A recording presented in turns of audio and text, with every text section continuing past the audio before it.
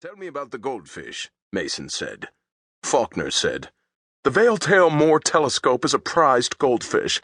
The uninitiated would hardly consider him a goldfish. He isn't gold. He's black. All over? Mason asked. Even the eyes.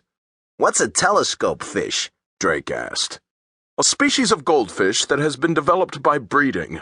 They're called telescopes because the eyes protrude from the sockets, sometimes as much as 1/4 of an inch. Isn't that rather unprepossessing? Della asked. It might be to the uninitiated. Some people have called the Veiltail Moor telescope the fish of death. Pure superstition. Just the way people react to the black color. I don't think I'd like them, Della said. Some people don't, Faulkner agreed, as though the subject held no particular interest. Waiter, will you please bring my order over to this table? Yes, sir. And the lady's order? Serve it to her over there, Mason said. After all, Faulkner, I'm not certain I like that method of handling the situation. Regardless of what the girl is, you're dining with her, and that's all right, she won't mind. She isn't the least bit interested in what I'm going to talk about. What is she interested in? Mason asked. Cash. What's her name? Sally Madison. And she's putting the bite on you? Mason asked. I'll say she is. Yet you'd take her out to dinner. Oh, certainly. And walk away and leave her? Della asked. I want to discuss business. She wouldn't be interested. She understands the situation thoroughly. There's no need of any concern about her. Drake glanced at Perry Mason. The waiter brought him his mince pie and coffee, shrimp cocktails to Della and Mason, and consommé to Harrington Faulkner. Over at the table Faulkner had vacated, Sally Madison completed her makeup, sat with a carefully cultivated expression of demure rectitude frozen on her face.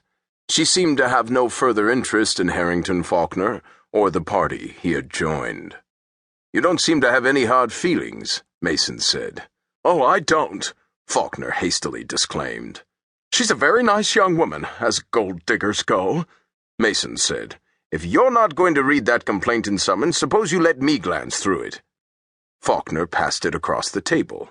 Mason unfolded the papers, glanced through them, said, It seems that this Elmer Carson says that you've repeatedly accused him of tampering with your goldfish, that the accusation is false and has been made with malice, that Carson wants $10,000 as actual damages and $90,000 by way of punitive damages.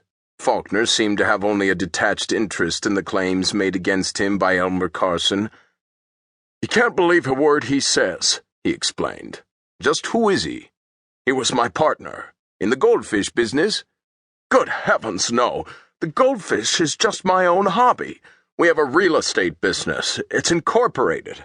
We each own 1/3 of the stock and the balance is held by Genevieve Faulkner. Your wife? Faulkner cleared his throat, said with some embarrassment, My former wife. I was divorced 5 years ago. And you and Carson aren't getting along? No. For some reason there's been a sudden change in him. I've made Carson an ultimatum. He can submit a buy or sell offer. He's jockeying around to get the best price available. Those are minor matters, Mr. Mason. I can handle them. I want to see you about protecting my fish. Not about the slander suit. No, that's all right. I have 10 days on that. Lots can happen in 10 days. Not about the Golddigger. No, she's all right. I'm not worried about her. Just about the goldfish. That's right. Only, you understand, Mr. Mason, the partner and the Golddigger enter into it. Why the concern about the goldfish? Mr. Mason, I've raised this particular strain of Veiltail Moor telescopes, and I'm proud of them. You have no idea of the thought and labor that have gone into developing this particular fish, and now they're threatened with extinction by gill disease, and that disease has been deliberately introduced into my aquarium by Elmer Carson.